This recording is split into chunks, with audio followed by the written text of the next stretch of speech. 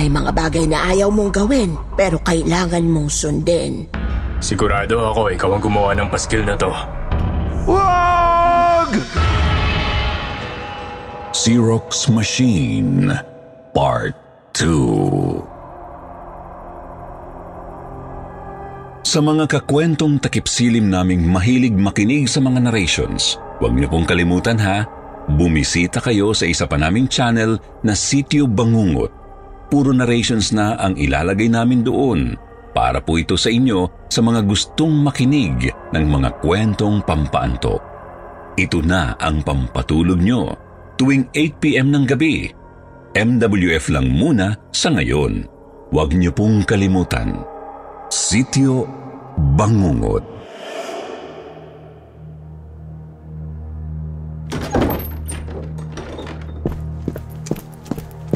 Lola Celia! Lola Celia! Alam kong nandito kayo sa loob ng bahay. Nasaan ka?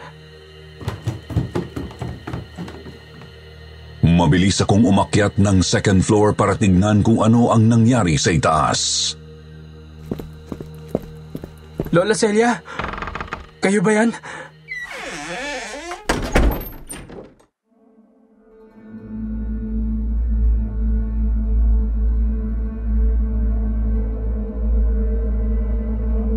Good evening, Sir Jupiter.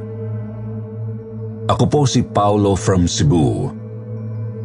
At muli po akong nagbabalik upang ipagpatuloy ang mind-boggling at napaka-unforgettable experience ko noong college student pa lang ako.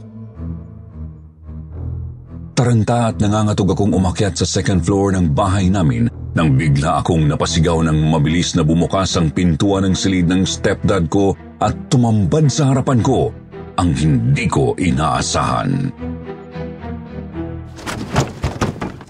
Ah! Paulo, ang ingay mo! Tinakpan ng stepdad ko ang bibig ko at itinulak akong papalayo sa kwarto niya. Napayakap ako sa kanya ng kapwa kami tumumba sa sahig. Mahigpit ang pagkakatakip niya sa bibig ko. Halos hindi ako makahinga, Sir Jupiter. Sino ba yung Lola Celia na hinahanap mo? Dad, nandito ka. Thank God nandito ka. Napayakap ako ng mahigpit sa stepdad ko pero mabilis siyang umiwas sa mga bisig ko at nagmamadaling bumalik sa kwarto niya. Balisa at parang paranoid siyang nagsalita ng pabulong habang bitbit ang mga bagahe niya. Kapag may naganap sa akin, sabihin mo, hindi mo ako kilala.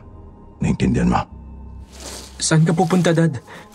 Kapag pinasok nila tong bahay, siguraduhin mo na walang ebidensya na dito ako nakatira. Okay? Bakit? Sino sila? Kapag armado, huwag kang lalaban. Huwag ka rin kakanta.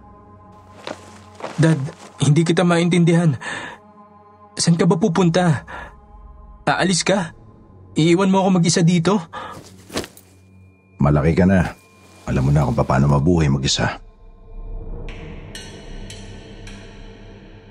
Nagmamadaling bumaba ng hagdan ng stepdad ko pero hinabol ko siya bago pa siya makalabas ng pintuan. Dad, may kailangan kang makita. Tignan mo to. Ipinakita ko sa kanya ang bagong imprentang paskil ni Lola Celia.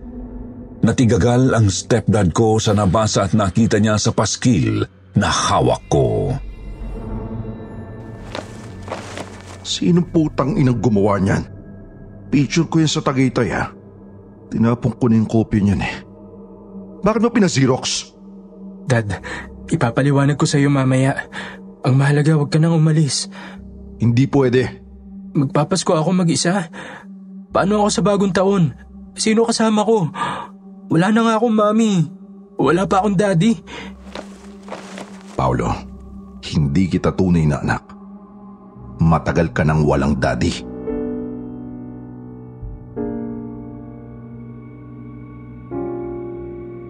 biglang huminto ang pag-ikot ng mundo ko. Naudlot ang pagtulo ng luha ko sa napakasakit na katotohanang sinabi ng stepfather ko, Sir Jupiter. Imbis na masaktan, bigla akong namanhid ng sampalin ng mga katagang totoo at lohikal. Hindi ako nakakibo nang umalis ng bahay ang stepdad ko na bitbit ang mga bagahe niya. Humabol ako sa kanya hanggang gate, pero naagaw ang atensyon ko ng isang pamilyar na matandang babae na lumabas bigla mula sa loob ng bahay namin. Lola Celia, sabi ko na nga ba, nandyan lang kayo sa loob ng bahay. Bakit may pasa kayo sa mata? Sinaktan ako ni Julio nang makita niya akong pumasok sa loob ng bahay ninyo. Natakot ako. Lumabas ako sa likod bahay ninyo. Nagtago ako doon. Lola, marami kayong dapat ipaliwanag sa akin. Pero bago natin pag-usapan yon, halika muna sa sala at gagamutin ko yung pasa ninyo. Mabilis kong pinaupo sa sofa ng sala si Lola Celia. Nanginginig siya habang bitbit ang napakaraming paskil na may picture ng stepdad ko na si Julio. Dito ka lang, Lola, ha? Kukunin ko lang yung first aid kit ko sa kwarto ko sa itaas. Huwag kayong aalis. Mag-uusap pa tayo.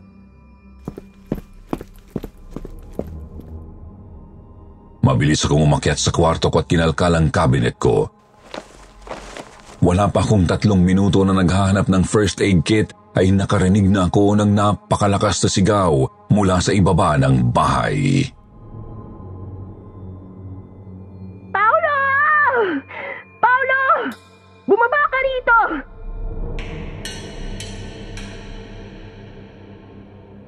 Mabilis akong bumaba ng hagdan, bitbit ang first aid kit. Totoo ba yung sinabi ng katulong ninyong matanda? Katulong na matanda? Wala kaming katulong dito. Sandali. Nasaan si... Bakit sabi ng matandang inabutan ko rito? Ang tatay mo raw ang kumidnap sa anak kong si Cholo. Totoo ba? Nasaan ang tatay mo? Ilabas mo ang tatay mo! Wala akong tatay. Biglang natigilan si Camille sa lakas ng pagkakasigaw ko. Sino nagsabi sa'yo na may tatay ako? Wala akong tatay. Matagal na akong nakatira dito mag-isa. Sinungaling! Tsaka wala kaming katulong na matanda. Sino yung matandang babae na kausap ko dito kanina?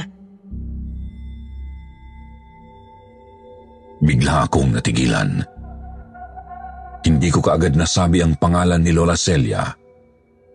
May kung anong bagay na nagtulak sa akin na huwag sabihin ang pangalan niya para protektahan si Lola Celia kay Camille. Ewan ko, Sir Jupiter, pero bata pa lang ako.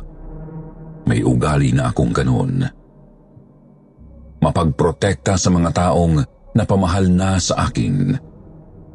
Alam kong mali, pero ginagawa ko.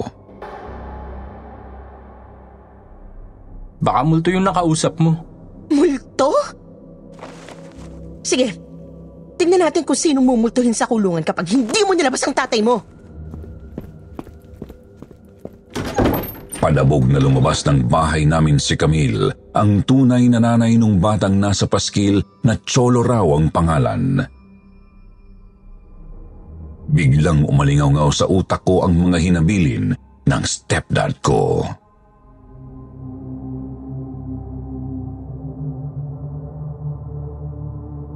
Kapag may naganap sa akin, sabihin mo, hindi mo ako kilala. Naintindihan mo? Saan ka pupunta, Dad? Kapag pinasok nila tong bahay, siguraduhin mo na walang ebidensya at dito ako nakatira. Okay? Bakit? Sino sila? Kapag armado, huwag kang lalaban. Huwag ka rin kakanta.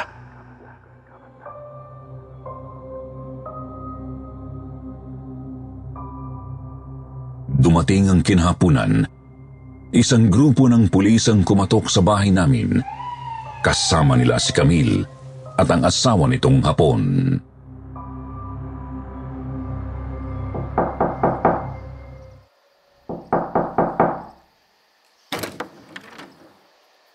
Ikaw ba si Paulo? Ako nga po. Ako si SPO1 Alaman. Alaman?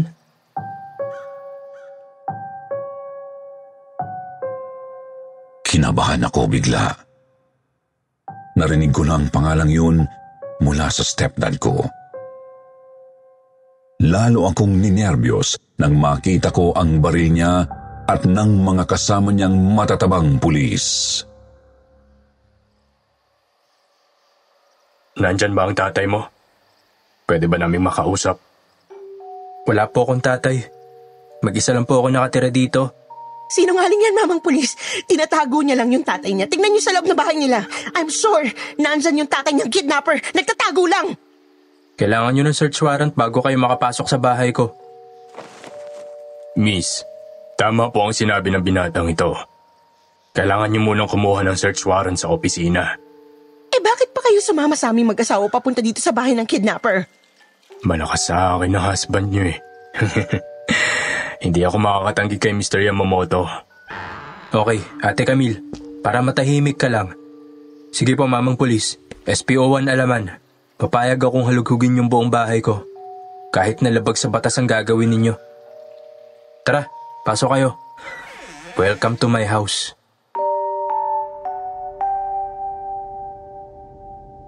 Walang takot na hinalughog ng mga pulis ang buong bahay namin ng stepdad ko. Hindi tumigil si Camille at ang asawa nitong Hapon sa kakatawag sa pangalan ng anak nila.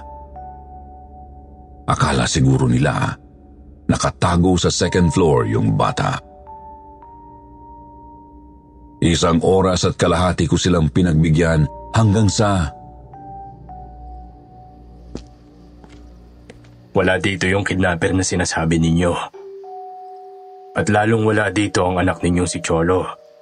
Mukhang tama nga si Paulo. Mrs. Yamamoto. Mag-isa lang siyang nakatira dito. Okay na, ate. Hindi pa tayo tapos, Paulo. Makakaalis na kayo. Gusto ko na pong magpahinga.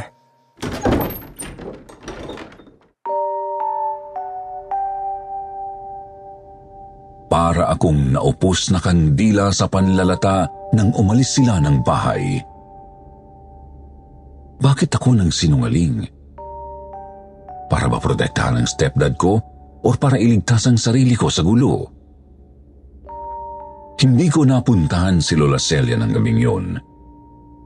Pero nang sumunod na araw, 6:00 pa lang ng umaga, ay sinugod ko na siya sa bahay niya para alamin ang totoo tungkol sa mga paskil na ginagawa niya.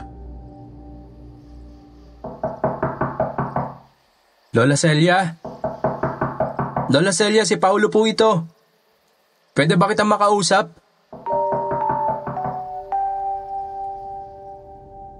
Pero nakakandado ang pintuan ng bahay. Nakakadena pa ang doorknob nito. Lumipas ang mga araw at hindi ko na nakita pa si Lola Celia sa tuwing pupuntahan ko siya sa bahay nila.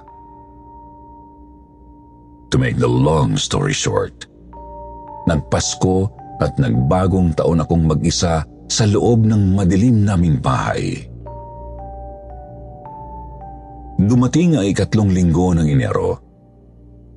Napansin kong parami ng parami ang mga paskil ni Lola Celia sa buong subdivision. Umabot na ito hanggang sa karinderya sa labas ng subdivision. Hindi na ako nakapagtimpi. Nagmadali kong sinugod si Lola Celia sa bahay niya at laking gulat ko nang maabutan ko siyang tahimik na nagsisiroks ng panibagong paskil.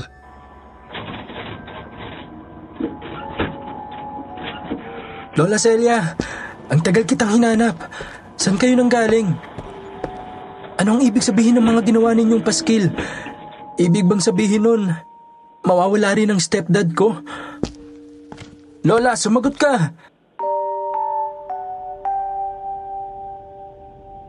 Hinawakan ko siya sa balikat at niyugyug na parang bata, pero wala siyang imik. Nakatitig lang siya sa akin.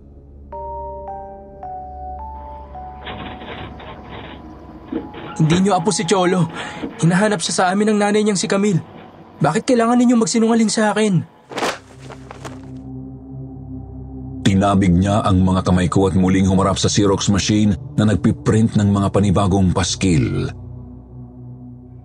Nagsitayuan lahat ng balahibo ko sa katawan nang mapatingin ako sa bago niyang sinisirox na paskil. Sir Jupiter, picture ko na ang nasa paskil. Ako ang nasa larawan. Picture ko ito na nakatopless, basang-basa ang buhok at katawan at ang nakasulat, Missing Paulo. Anong ibig sabihin nito, Lola? Bakit ako ang nasa paskil? Mabuti nang mapaskil ko kaagad ang picture mo bago ako mawala. Celia, alis na muna ako. Dadaling ko muna itong camera ko. Mag-iingat ka, Enrico. Tatawagan na lang kita ulit. Sino naman siya, Lola?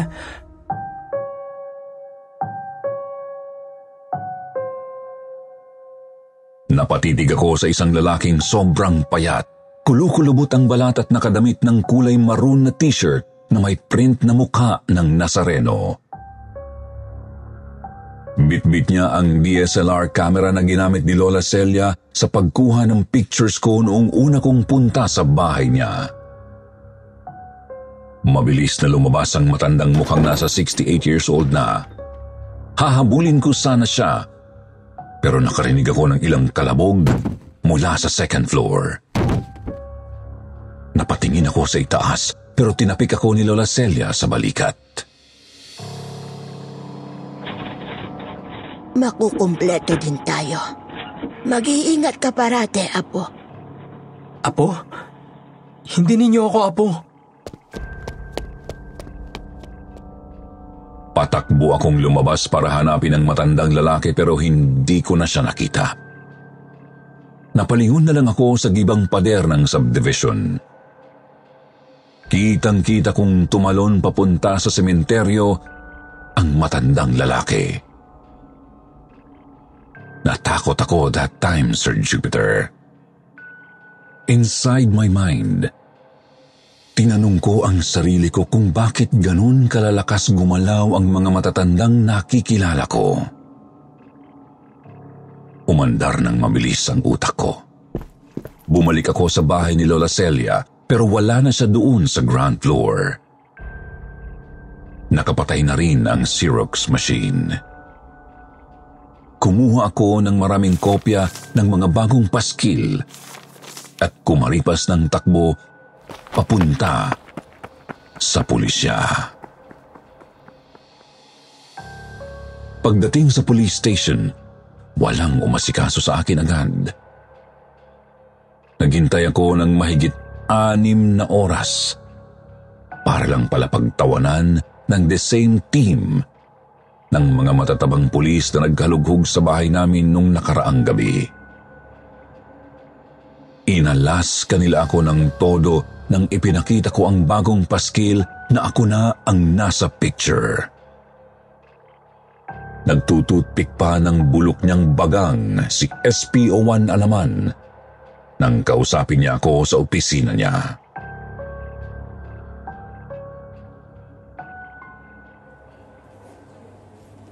Sigurado ako ikaw ang gumawa ng paskil na to. Hindi ako. Si Lola Celia. Kilala ko na kayong mag-ama. Lalo na yung si Julio na tatay mo. Mga sinungaling kayo.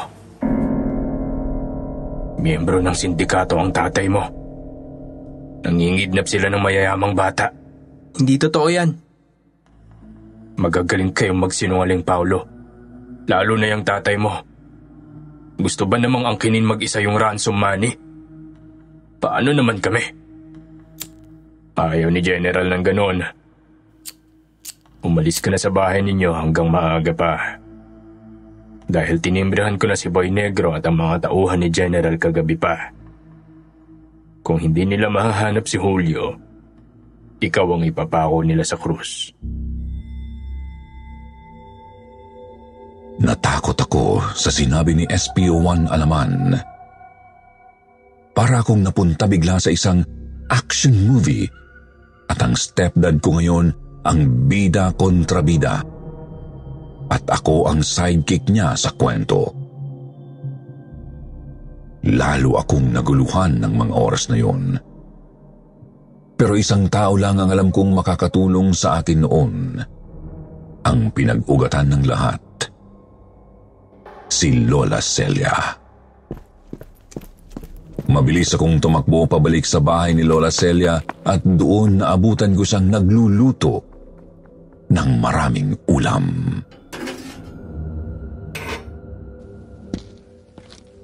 Lola, mag-usap nga tayo. Apo, bumalik ka. Tamang-tama nagluto ako ng paborito mong adobong manok para sa hapunan. Sayang, sana pala hinintay ko na kayo ni Enrico para kompleto na tayo sa hapagkainan. Sino naman si Enrico? Ako. Apo.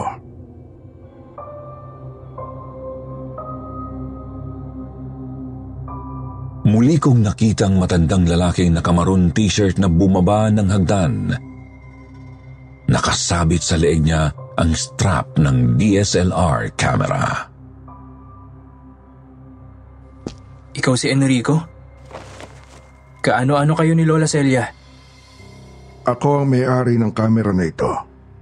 Isa akong fotograpo. Lola, akala ko ba patay na yung lalaki may-ari ng kamera na yan?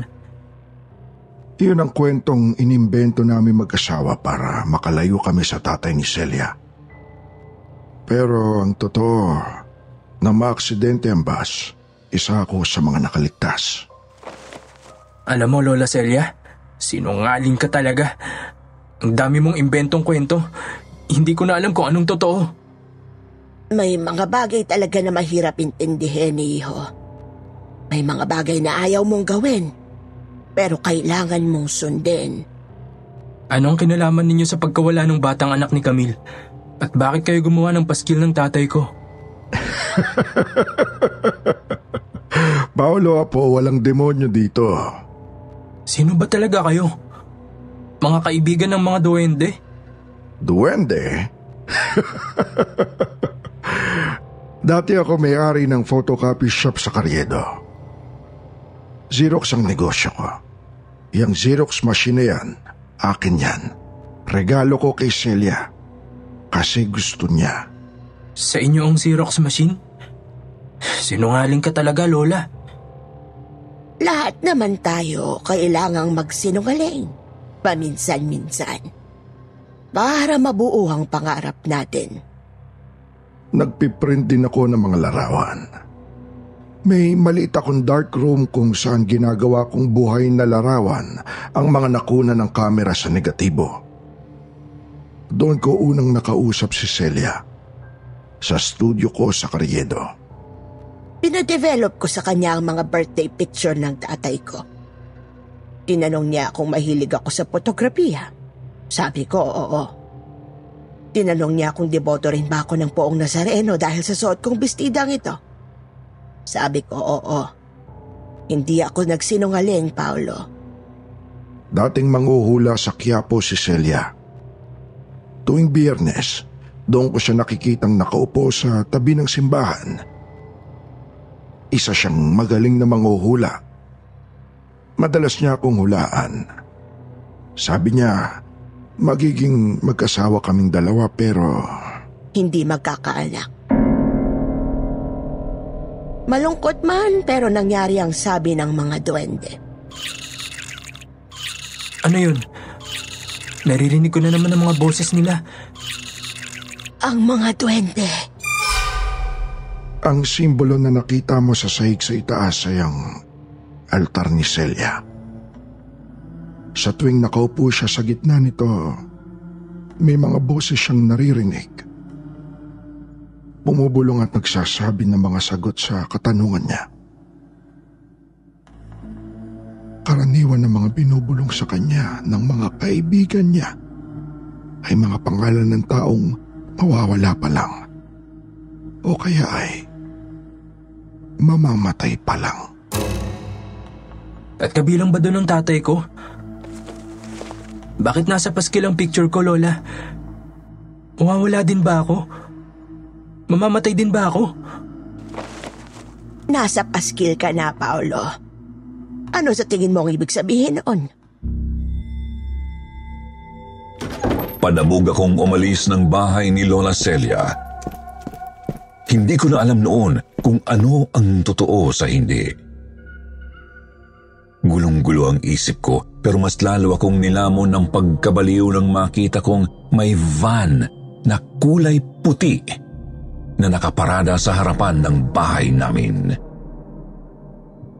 Matapang akong lumapit sa sasakyan at laking gulat ko na lang nang dakmain ako ng isang negrong armadong lalaki na nakaitim na bonnet.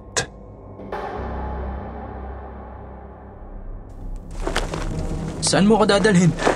Bitawan mo ko! Lumaban ako.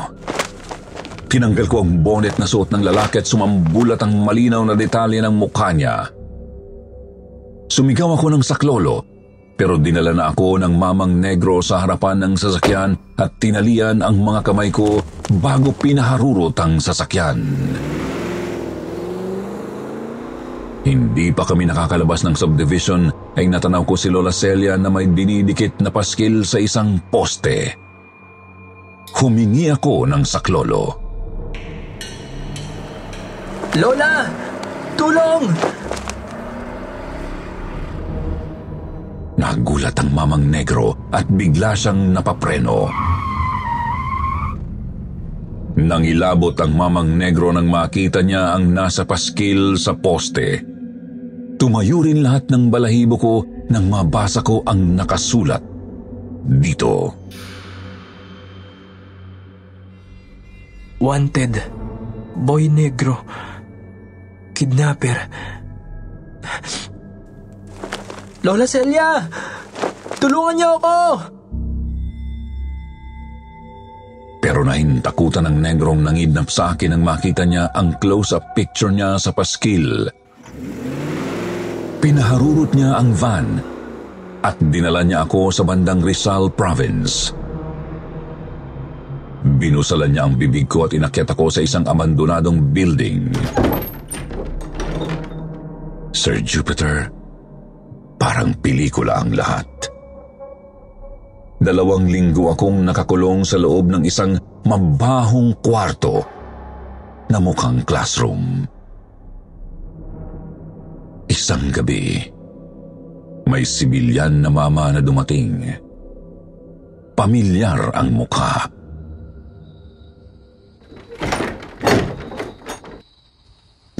Paulo. SPO1 Alaman? Shh! Hindi mo ako kilala, okay? Kasabot ka nila? Wala akong dapat ipaliwanag. Umuwi ka na sa inyo. Kunin mo mga gamit mo at magpakalayo-layo ka na. Patay na si Boy Negro.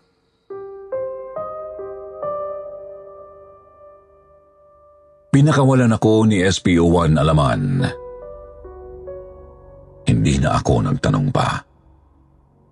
Sa sobrang nerbiyos at takot ko ay nagtatakbo akong papauwi sa bahay namin.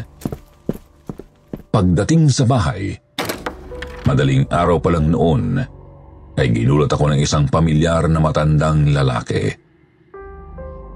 Si Lolo Enrico. Umiiyak ito at halos hindi makapagsalita. Lolo Enrico, bakit kayo umiiyak? Ipinakita niya sa akin ang isang bagong imprentang paskil. Larawan ito ni Lola Celia. At ang nakasulat,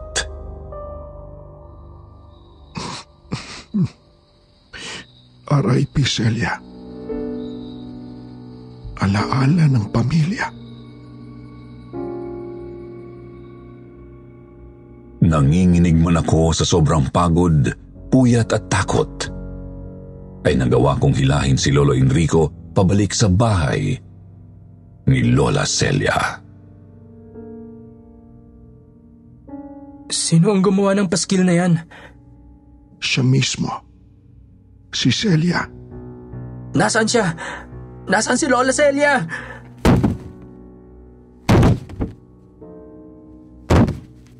May dapat kang malaman, Apo. Dahan-dahan akong inakay ni Lolo Enrico papunta sa second floor ng bahay. Dinukot niya ang susi mula sa bulsa niya at binuksan ang isang silid na hindi ko napasok noon. Laking hilakbot ko, Sir Jupiter, habang sinususian ni Lolo Enrico ang kandado ng pintuan. Palakas ng palakas ang mga maliliit na boses habang unti-unting nabubuksan ang pinto. Ay palaki ng palaki ang mga ungot na naririnig ko. Bumukas ang pintuan at sinindihan ni Lolo Enrico ang mga ilaw. Tumambad sa harapan ko ang hindi ko inaasahan, Sir Jupiter. Isang napakagandang silid na naaadornohan ng mamahaling wallpaper. Napakalinis ng kwarto at napakabango. Amoy insenso at bulaklak. May long dining table sa gitna na nakapatong sa isang pulang carpet. Sa ibabaw ng table ay may nakahain na masasarap na pagkain. Iba't ibang putahe ng manok, prito, sinampalukan, adobo. May mga mahabang kandila na nakatirik sa kandelabra. May mga bulaklak na parang galing sa sementeryo na nakaayos sa gitna. At may 5 upuan na yari sa nara. Ang nakaupo sa kabisera, si Lola Celia. Nakapikit ito habang nakanganga. Sa magkabilang side ng table ay may isang tila 8 taong gulang na batang lalaki na nakabusal ang bibig.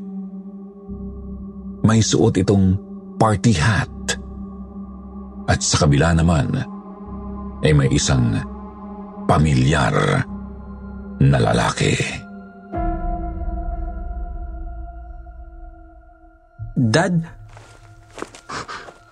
Paulo, tulungan mo ako. Anak. Ito ang matagal ng pangarap na buuin ni Celia, Paulo. Ang magkaroon ng isang buong pamilya. Siya ang ina. Ako ang ama. May isang anak na matipunong lalaki at 2 gwapong mga apo. 2 gwapong apo? Hindi ba't anak ni Ate Camilang batang yan? Si Cholo, oo. Gustong-gusto siya ni Celia kaya pinakuha niya sa akin. At paano ninyo nakidnap ang daddy ko? Tinulungan ako ni Mario ng pamangkin ko.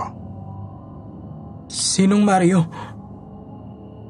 Mario Alaman. Nakilala namin ni Celia si Julio dahil sa pamangkin kong pulis. Diyos ko, kasabot kayo ni Alaman. Lolo Enrico, masama tong ginawa ninyo ni Lola Celia. Tumakbo ka na, anak.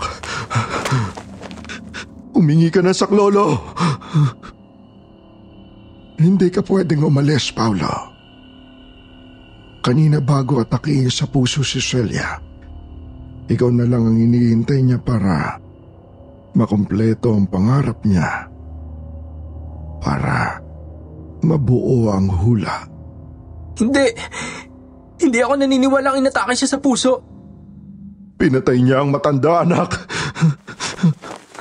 Mga demonyo talaga kayo. Bakit mo pinatay si Lola Celia? Para tumigil na siya sa kaibangan niya. Pakawalan ninyo ang daddy ko at ang batang si Cholo. Saklolo! Mga kapitbahay! Mabilis akong kinaladkad ni Lolo Enrico at sa pilitang pinaupo at tinali sa isang silya katabi ng daddy ko. Ikaw na lang ang kulang, Apo. Hindi ka na makakaalis. Kakain na tayo. Tulong! Tulungan niyo kami! Buo na ang pangarap ni Celia. Halika na, anak. Mga apo, mag-apunan na tayo. Hindi! Hindi! May mga bagay talaga na mahirap intindihin, iyo. May mga bagay na ayaw mong gawin pero kailangan mong sundin.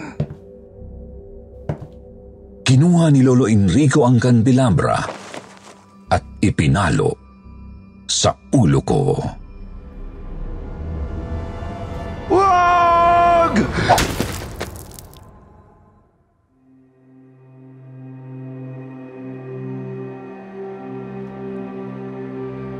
At dito nagwawakas ang kakaibang karanasan ko noong 18 years old ako. Sa totoo lang, hindi ko na alam kung paano kami nakatakas ng stepfather ko at ang batang si Cholo mula sa madilim na bahay ni Lola Celia. Hindi na malinaw ang mga detalye ng pagtakas naming mag-ama dahil kahit mismo ang stepdad ko, ayaw niya nang balik-balikan pa ang insidenteng yun sa buhay namin. Ang alam ko lang, nakabalik si Cholo sa pamilya niya at naospital ako ng matagal. At hindi nakulong si Lolo Enrico. Bago pa raw ilibing si Lola Celia sa sementeryong nasa likod ng subdivision, ay nawawala na raw ito.